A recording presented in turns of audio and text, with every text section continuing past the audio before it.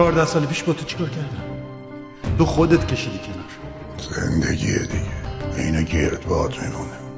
همه تلاشتو میکنی برگردی جای قبلیت که یه طوفان دیگه شروع میشه.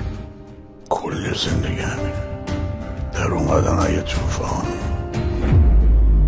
افتادن توی طوفان دیگه. شروع نکن مشفق.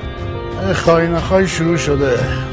اون موقع واسه متهم کردن امیر، حالا هم واسه خلاص کردن قاتلش. تو آدمی نیستی که به همین راحتی یا بیخیال بشی. مشفق تو هیچ وقت به من دروغ نگفتی. اگه قرار باشه با آبروی من بازی کنه پای زنش وسطه. اگه بخوای تو این زمین بازی کنیم، اون موقع میترسم اتفاقی بیفته که در شأن من نیست. عاشق شدی؟ چته تو؟ دختره ارزششو داره، تو انقدر خودتو داری با آب آتیش میزنی. دوباره چی میگردی تو؟ معجزه عشق؟